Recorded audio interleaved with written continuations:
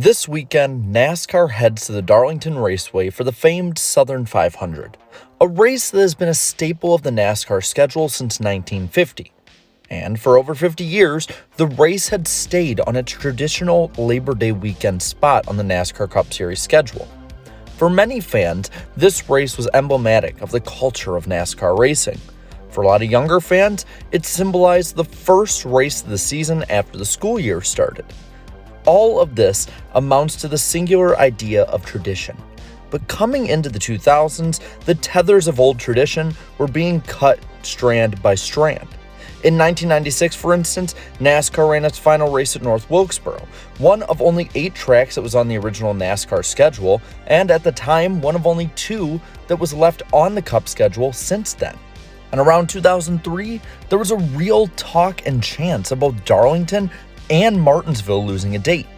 So when it was announced that the Southern 500 would be moved from Labor Day weekend to the November chase date at the end of the season, you can imagine fans were pretty pissed.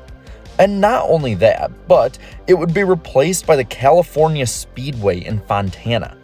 The way that it looked was that the traditional Southern roots of the sport were being replaced by a new California race.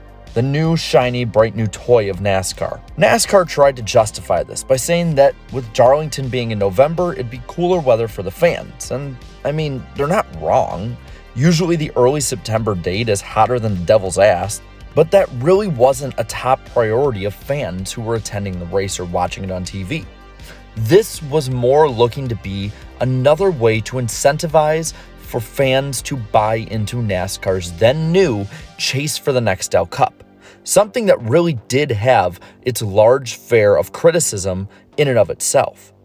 Not to mention the fact that one of Rockingham's dates had to be removed as well, and you now have a move that overall really would have angered a lot of older or more traditional rooted fans. Now, to be fair, this move had 2 major positives to it. Firstly, the race was quite a good one still, and it really helped build up the great championship battle of the 2004 season. And secondly, the race was still, due to being instrumental in the chase, was still in a very important place on the schedule. But alas, this move would only last 1 season, as in 2005, the Southern 500 would go on the move again. This time, it was moved to the Saturday night before Mother's Day. This also would be the year that NASCAR decided to drop the name Southern 500 for the time being. Again, it still had great moments from its span of life at this date from 2005 to 2013. For a lot of fans, it was the start of a new tradition. Some of these moments really helped solidify it too.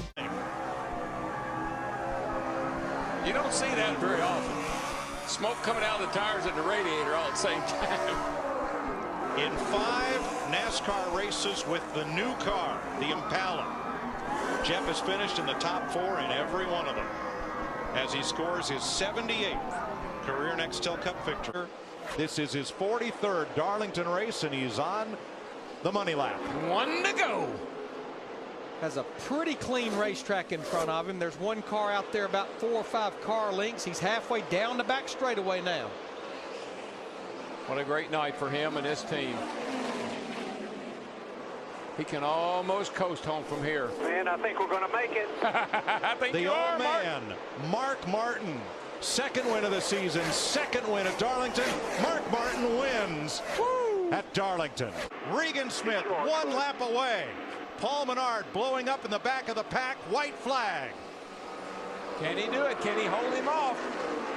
No matter what, we've got a race now. They'll race it back if we don't get a caution. Boy, Regan got off to the turn 2. Oh, he hits the wall. He's all right. He's okay. He got off there great. But Edwards didn't jump inside. They're all wrecking behind him, but it's okay.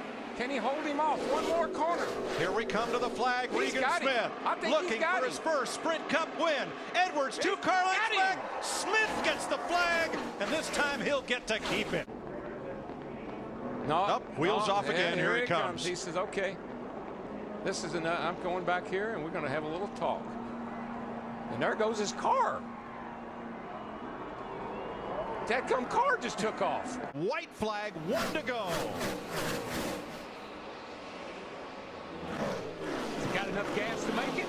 yeah, we're in good shape on gas. He'll make it around, but will he get there first? Oh, yeah, he's got a nice, he's got a comfortable lead. He's in good shape. Jimmy Johnson sails off into turn 3. Hamlin is going to have to deal with Stewart for second. Hendrick Motorsports 200 Sprint Cup victory belongs to Jimmy Johnson in the Southern 500. There you go, Mr. Rick. Got you one.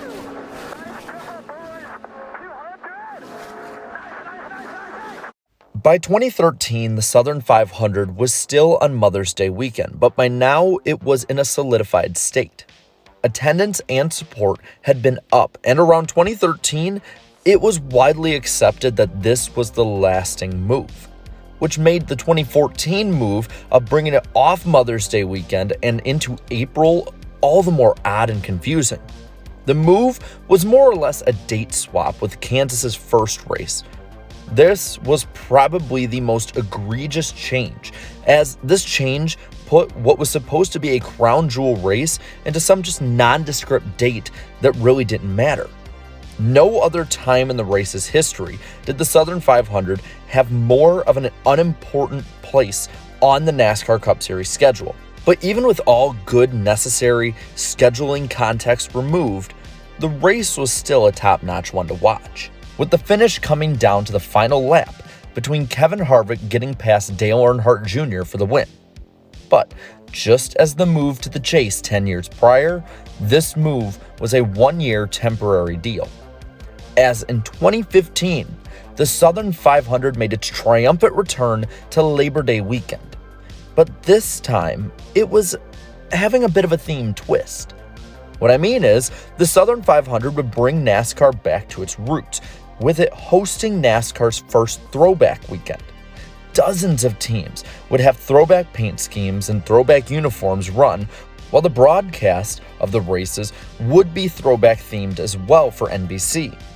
It was even more of a breath of fresh air for the historic race, a celebration of the sport, seemingly a rare apology from NASCAR.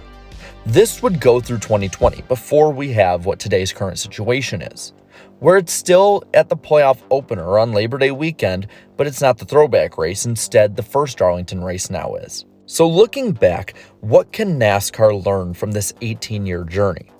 Personally, I think it's to appreciate NASCAR's history. Don't jump on whatever may be a fun or trending thing at the cost of tradition that your fan base loves, even if it looks like it makes a ton of sense in the moment, because fads always run themselves out. The move back to Labor Day in 2015 was hyped to the moon and back and has since delivered for NASCAR fans.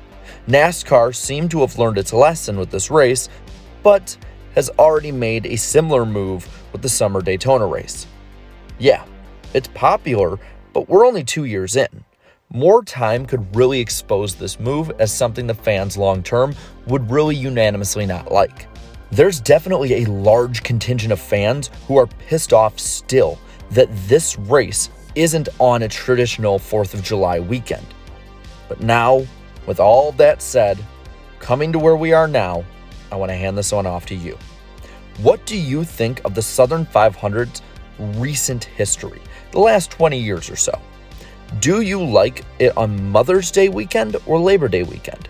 Let me know down in the comments below. While you're at it, leave a like on this video, share this video, and subscribe to the channel for more NASCAR content. Also, I really want to thank all of you who are members of the channel. I am very thankful for all of your support. So until next time, have a good one.